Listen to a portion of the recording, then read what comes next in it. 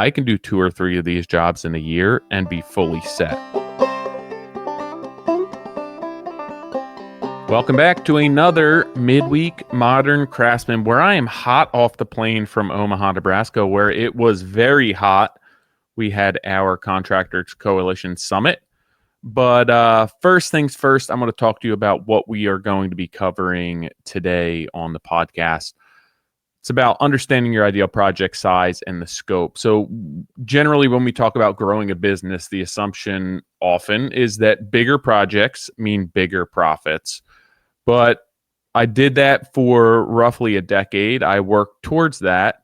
And I've learned that while sometimes may be the case, it's not always the case. So in this week's episode, I'm going to be breaking down how I discovered my ideal project size and scope, not based on just what looked good on Instagram, what fed my ego, but on what actually made me money and helped me maintain that lean overhead and allowed me to build a sustainable business, a profitable business, and one that really helped me avoid burnout. So I hope that all of you guys and girls enjoy this one. If you missed out on Contractors Coalition Summit in Omaha, we are hosting one in Chicago coming up here. So we have them on contractorscoalitionsummit.com on our newsletter. So hop on moderncraftsman.co, sign up for the newsletter. We are offering a ton of discounts leading up to that event, and the only way to get them is through the newsletter. I believe that recently it was something like $4,000 off a ticket. So this past week in Omaha, honestly, the most fun I've had in a very long time. Just a really great group of people.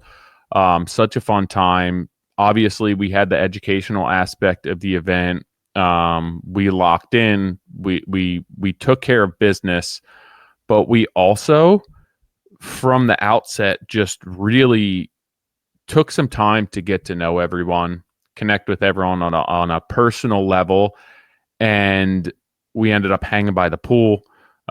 We ended up spending time after dinner together. Just really a super strong social aspect to this event. And I felt that I knew everyone. I felt that everyone was, friendly, friends. We just built this great camaraderie that was lacking in other events, but that was one of the biggest takeaways for me here, right? We market this and we push this as this educational driven event, right? You're going to come in, you're going to learn processes, systems, you're going to get a peek into what we do, be able to get some access to myself, Morgan, Brad, Mark, Nick, and then the dinners, the social aspect, the networking is all secondary. And this event, I realized that there's so much power and value in the networking and developing that rapport with people all around the country with different size businesses. And moving forward, that's something that I want to ensure that we focus on day one. I was speaking with Mark Williams, getting ready to fly home, where it's like, day one, let's have an exercise that breaks down barriers, allows guests, allows hosts to be vulnerable and to really get to know each other, because that happened this event. And the rest of the event, honestly, it was like I was hanging out with 50 of my best friends, talking shop, talking business, but also just having a good time. The banter, busting some stones, having fun with each other, swimming, documenting all of it. It just was a blast. I had so much fun, and I'm really looking forward to Chicago. So if that's something you're interested in, definitely hop on the newsletter, moderncraftsman.co. You can get it, on our website, Contractors Coalition Summit. You can get it through the Instagram, Modern Craftsman Pod. If you can't find it through any of those means, Tyler at trghomeconcepts.com. But definitely check that out. Honestly, yeah, it's a work trip, but I need to express how much of a vacation this was, how much of a social event it was. Yeah, we had all of the educational aspect, all the teaching, all the deliverables, the access to this network of people, but it was 3-4 days worth of just fun, like absolute vacation type of fun.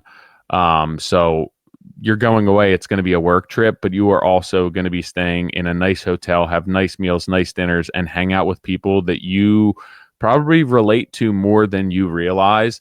And you will have a boatload of fun. Check out the pictures, see how much everyone's smiling, see how much everyone's laughing. Honestly, the best 4 days I've had in such a long time, where I just got to let this beautiful hair down, relax, and have some fun and socialize with some people who I have a lot in common with. So today's podcast, let's get into that, because that's what you're all here for, right? Understanding your ideal project size and scope. So for many years, probably the first 10 years in business, and I think I started my business 2010, so we're 15 years now. Um, I I always wanted to work towards the higher end jobs. I wanted the jobs that look sexy, that look cool, that I could post on Instagram, those details, because I thought that that was the path to um, financial freedom, to profitability. You know, I just one more job like this. If I get this client, if I get this project, if I could work with this architect, with this designer, then I'll be set. And I chased that dragon for a long time. And I'm not saying that those jobs are not profitable and that they aren't my ideal type of project now, but I realized that I was focusing on the aspects of those jobs that aren't quite as important, right? It doesn't need to be a job driven by ego for me to make money. It might be the similar type of aesthetic and the similar type of client wanting that type of work, but that shouldn't be the defining characteristic of the jobs that I'm looking for. It's about the fit, and it's about the fit from not only client perspective, but what's the scope? How do I make money? What type of trades are involved? What's the logistics of this project? How do I orchestrate and build this project to make me the money? Maybe it's a super high-end job. Maybe it isn't. But I understand what needs to go into it and how I can piece all the parts of the puzzle together to optimize efficiency, maintain that lean overhead, be able to charge for management, be able to self-perform some trades, and have enough of a markup on some materials that I can actually make money and not have to put multiple millions of dollars worth of work into place. So this took me probably, again, 10 years to realize that, like, although the project may be sexy, that's not what's making the money on the project. And I've done sexy jobs that have made me money. I've done sexy jobs that cost me money.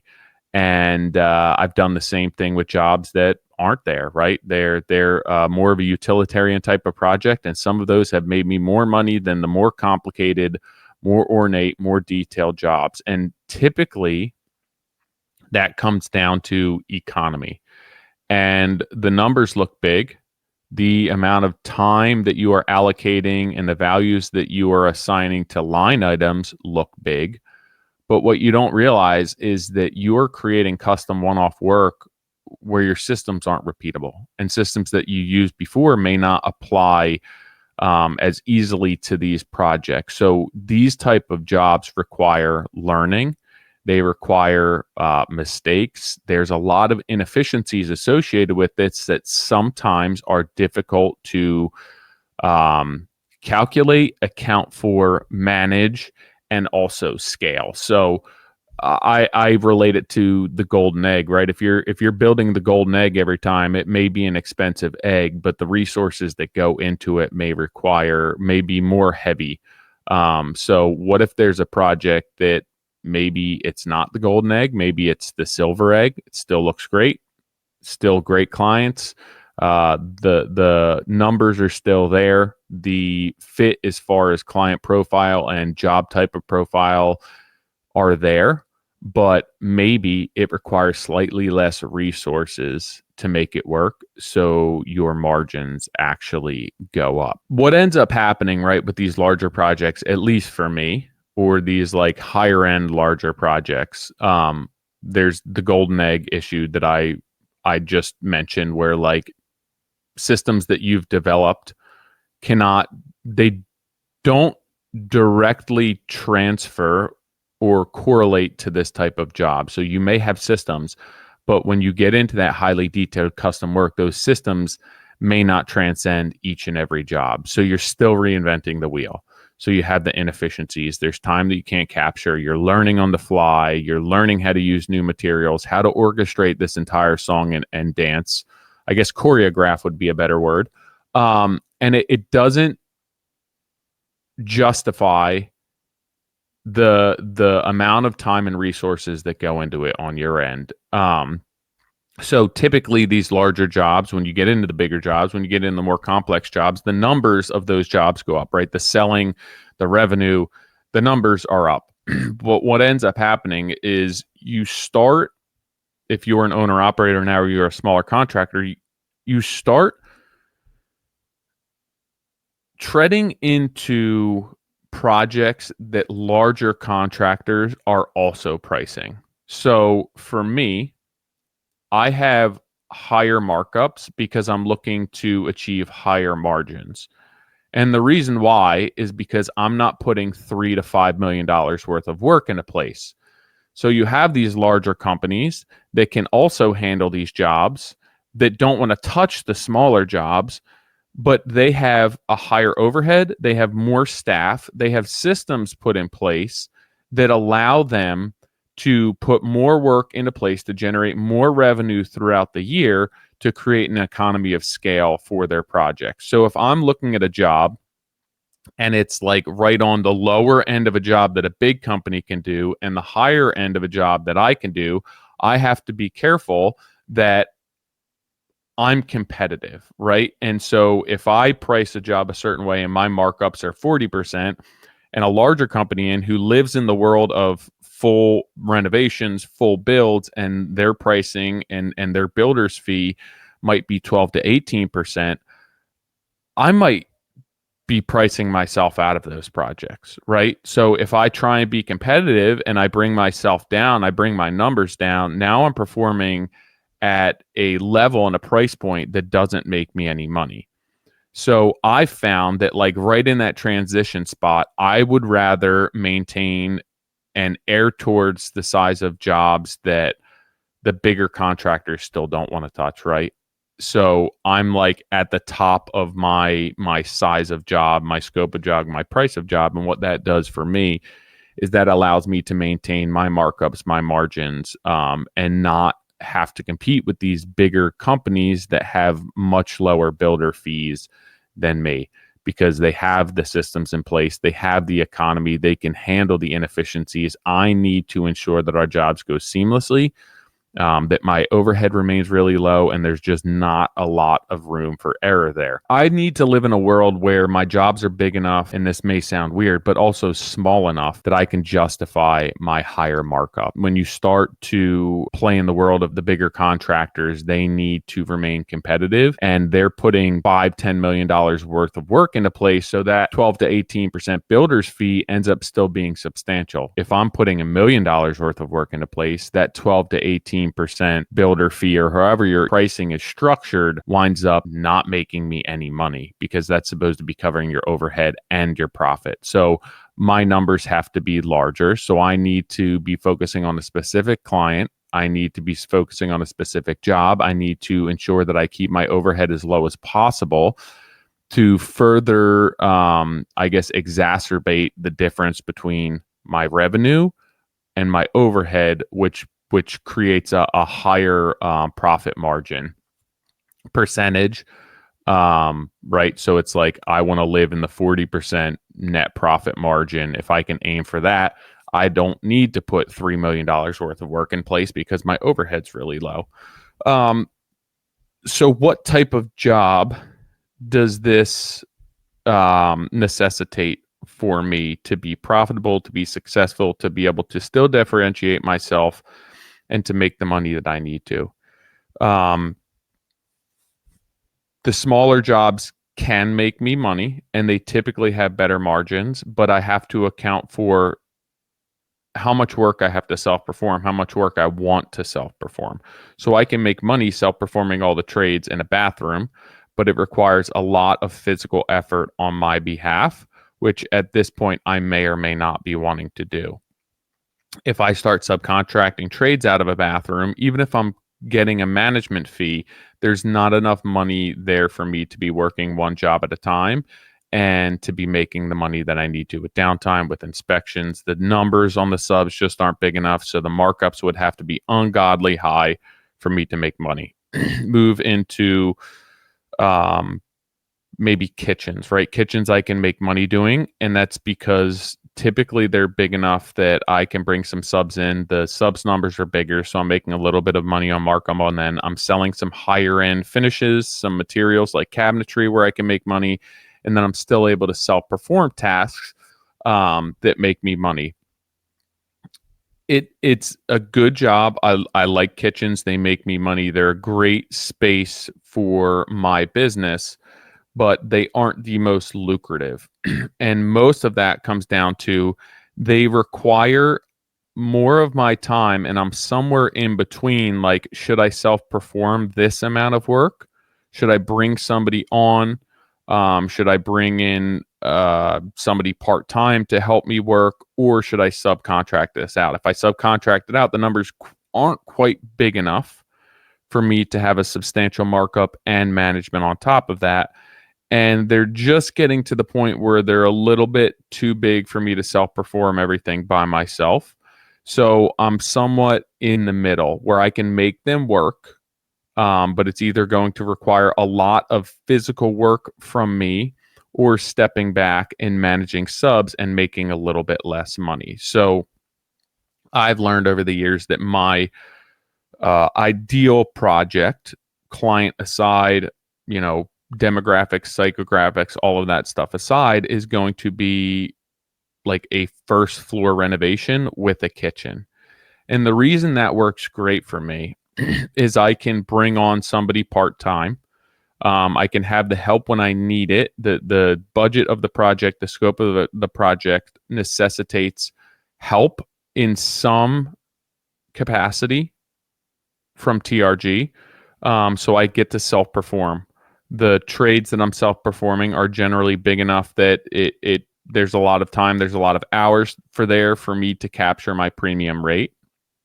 There's also some labor-intensive and labor-heavy trade tasks that I can subcontract out. I can have my premium markup on them, and I can also charge a management fee on them. For example, demolition, right? That's not something that I want to be doing or that I feel I can charge a premium rate. So I can have a subcontractor. The numbers justify bringing help in for that. I can charge my markup on them, and then I can fine tune and I can manage. So I get a couple of days where we get to self-perform or manage, and I still make my premium based labor on that while remaining competitive from an overall numbers perspective. Drywall, insulation, even my electrical numbers. All of these numbers are big enough. The materials, the kitchen cabinets, I don't sell appliances, but millwork, trim, paint, all of those have materials associated with them, and sub trades associated with them, that the price tag's a little bit bigger than a standard kitchen, so I'm making a little bit more money. But the logistics, the staging, the breakdown, the correspondence communication isn't that much more than just the kitchen, because most of the layout, most of the communication, most of the time is being spent in that kitchen, and then your sub trades are there doing other work throughout the house. That's somewhat easy work, right? It's a living room, it's a dining room, it's a foyer, it's a powder room. It's not a full bathroom. It's areas of the house that are big spaces, but not highly detailed. So these type of projects, there's economy and there's efficiency with the trades. I get to self-perform a lot of the work. There's big enough subcontracts that I'm making money on them, and I'm also able to manage them. There's big enough labor-heavy trades that I could subcontract them, and I don't have to self-perform them. Then it's also enough work to keep myself and a helper busy, even if that helper's only part-time. So these are the type of jobs that make me the most money, and I understand it's because of all those things as to why they make me the most amount of money. These type of contract or these type of projects, they leverage my craftsmanship, my differentiation, and also my systems. Many of these renovations are live-in. So I get to differentiate. I get to make money on site protection. I get to sell the value of site protection. All of this is part of my marketing. It's part of my lead generation, and it's also part of my systems that I feel I can fulfill better than contractor B and C. So it allows me to not have to compete. I can still differentiate. I can still sell a value-driven service, but I can make money. These are also the type of jobs where, a bigger contractor may come in and it's low on their priority list, right? They want to be doing other work. So although they may have low markups, which would make them be more competitive, it's not the type of work that they make money on. So they throw somewhat of an a-hole number on it. So I can still remain competitive in this space. I can still make money through my system, through my setup, through my efficiencies, and through my lean nature of my business, while still making the money that I need. So I would recommend understanding how you generate numbers, what your overhead looks like, how you make money as a business, and that should dictate what type of projects you should be doing. I can do 2 or 3 of these jobs in a year and be fully set. If I was a bigger contractor, if I had multiple employees, I'd have to do more of these type of jobs, or I'd have to implement smaller fill-in jobs, or have 1.5 things going at a time. The way that I'm structured, the way that I'm set up, I can plant myself on these jobs. Even if they take 6 months, 4 months, do 3 of them, I'm making the money that I need to. I can subcontract trades when I need to. If I land another job and I want to bring another job on, there's enough money that I can subcontract trades that typically I would self-perform, and I could manage them, and I can get a fee for that, and I can still maintain the standards that I need to. So they give me some leniency as far as how I want to spend my time. If I want to self-perform, if I don't, but I know that the money's still there regardless, because they're big enough for me to be able to make the money in that manner. I can't do that with a kitchen, right? I can't subcontract a ton of trades with the kitchen or bathroom and still have any money for me. So I'd have to do a boatload of them to be able to make money subcontracting them. From a scheduling perspective, if you have employees, or if you're looking to self-perform more, or you're subcontracting certain aspects of those trades out, and you only have one project going, what are you supposed to do with your help or your labor, your workforce, when there's inspections, when the drywallers are there? So that's why I've found out that these are the best jobs for me. And I'm protecting my numbers. I'm protecting my company. I know what makes me money. So again, I would really consider what makes you money. And so many people say, I want to get into new builds. I want to be doing high-end work. I want to be working for these type of clients and working with designers. And I would challenge that. And I would ask yourself, why? Is there a path to suiting your needs and fulfilling your requirements from a business that's a little bit easier to make money? Because those jobs, those more discerning clients, if you are not set up and structured to make money delivering that type of product, it can be more headache than it's worth. It can cost you more time. It can cost you more money. The systems that you're creating aren't necessarily repeatable. You have to have tighter strings on everyone. You have to manage your subs at a higher level. And sometimes you may not be set up from a budget perspective, a systems perspective, a process perspective to handle those type of jobs. So hopefully this gives you a little bit of insight as to how I manage my projects, how I market my projects, what type of projects make me money, and just some food for thought as to how you can determine what is a best fit for you. It's not just client. It's not just demographics. It's not just, psychographics and what the purchasing process looks like, what the personality traits are, what type of client is your ideal client. And even from a project perspective, right? It's not just high-end projects. It's not just kitchens. It's understanding what goes into them, what type of materials you're selling, what you're owning, what you can manage, what you can subcontract, what you can self-perform to make those numbers come together and suit your business needs. And I think once you do that, and once you understand that you can manipulate those numbers some to work as efficiently as possible for you, you will have a business, a model, and a marketing program that you can tailor to fit your needs, to fit your ideal needs. So I hope that helps all of you, at least gives you some food for thought so you can begin to dive into what makes you money, what type of projects are ideal for you and your business structure, or what you might actually need to grow or scale back to achieve. Again, check out CCS Chicago coming up. Sign up for the moderncraftsman.co newsletter if you want to hop on a consulting call with me, myself, TRG, Tyler Gray. Shoot me an email, tyler@trghomeconcepts.com. We can dive into your business, your numbers, a plan, what the future may hold for you. As for me, that wraps up this week's midweek. As always, thanks for everyone for following along, for listening. Thanks to everyone who came out to Contractors Coalition Summit. Honestly, one of the best times I've had in such a long time. And it wasn't necessarily because we were in Omaha. It was because of the people who were there. So thank you to everyone. I will catch all of you next week.